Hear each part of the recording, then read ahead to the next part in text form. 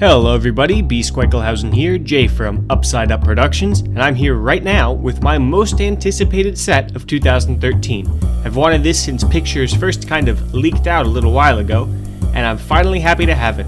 This is the 60020 cargo truck.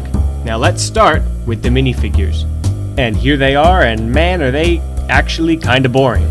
They're just regular old city minifigures. There's nothing really special about them. You have two guys and a girl.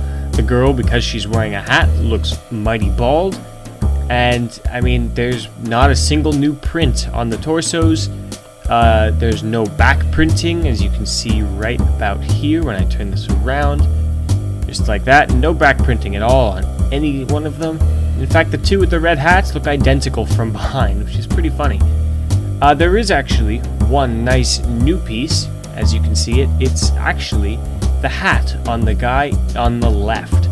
This is a brand new piece for 2013, so you can see it's slightly steeper than the other two hats. You can see it better from the back here.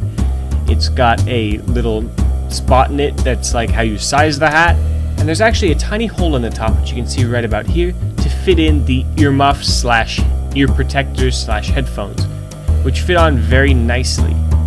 Now apart from that, not a huge fan of these figures, so it's time to move on to the rest of the set. So, logically, the first part of the cargo truck set would be the cargo. And here it is.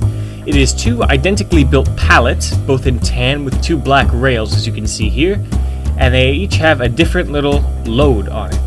One has red gas canisters, and the other has a really cool 2x3 sort of engine. This engine is held on by a couple jumper plates, but apart from that, if you peel those off, these pallets can really be used for almost anything. These are actually very interesting because it's a very similar cargo load to what was in the old Cargo Train Deluxe 7898.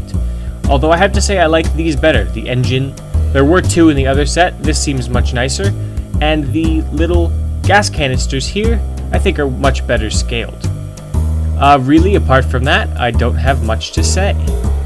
One thing I would have liked though are perhaps some little eyelet pieces so they can be used and held up by like a crane or something else. Anyway, that's not really necessary as this doesn't have a crane in the set. Now it's time to move on to the forklift, and here it is. I actually really like this forklift. It's great color, it uses a lot of rounded pieces to make it look very realistic, and it does. You definitely would expect to see this driving around the inside of a warehouse. That right there is a brand new forklift piece, and you can see it uses that white rubber band to move around. I would have preferred a color other than white, but I happen to know that LEGO color codes their rubber bands based on size and elasticity, so that's just kind of the regular one that they use for that size. As you can see, come around the back, you can see I included this minifigure here, the forklift driver, because it's actually the source of my main problem with this part of the set. The forklift is way too big for the rest of the set, and it's just comically large compared to a minifigure. You have to almost use a ladder to climb up into it, and I mean, it's a forklift. They're usually much smaller. Really, apart from that though, I like this. It's got right amount of lights and things. They didn't include a license plate, so it's not street legal, but I like this part of the set. Now it's time to move on to the cargo truck itself. And here it is. It's a great representation of LEGO's usual 6-stud wide truck, and it looks really good to suit cargo. In fact, if you look on the back as well as on the front wind deflector up there, you can see something that I love about this set, and that is this logo right here. This is actually an old logo that LEGO still uses today, much like the Octan logo, just for this transport company. It's all over the place. It's in my old airport for the helicopter, it's been in trains and everything. Right there you can see they still use these little city badge on the front, and you have this black stripe here which separates the cab from the frame, which makes it look sprung and with like shock absorbers in between.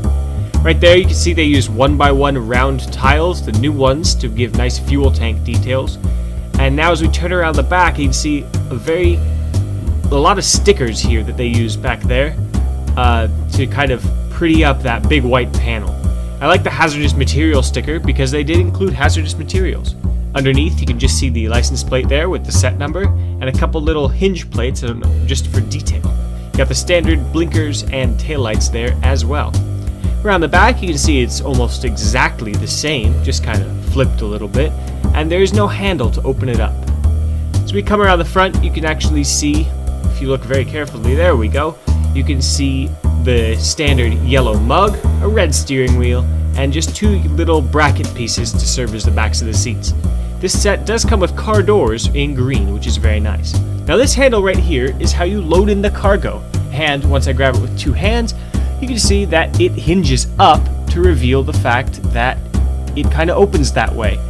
It's a little bit awkward and strange. It doesn't quite work like it does in real life, but this allows the forklift to drive right up to it and deposit in the cargo. This container is actually 16 studs long, which means not only does it fit these 2 pallets, this engine one right there, and then the fuel one right here, fits them both in there perfectly with that little barrier to make them easier to load. It'll actually work and be compatible with a lot of the older containers, such as the ones in the mayor's train, definitely. And actually, the old construction site, 7633, had a truck that holds these containers very well. So you can see here, it's not really meant to come apart, or to come off from the truck. It comes apart a little when you grab it, but I mean, it's totally doable, and you can easily pull it off and just use it. It's only attached by a few studs, thanks to the 1x4 plates with just 2 studs, 1 on each end, which are used to line the frame of the truck. On the top of the truck right here, you can see that it's tiled, and the bottom is just a simple bed of studs, anti-studs, whatever the studs go into. And that really makes it very flexible to use. You can use it in mayor's train or whatever if you add a couple pieces to the top and bottom to make it lock in properly. Or you can just stick it right into the back of the construction site truck or anything else that can hold 16 stud by 6 stud wide containers.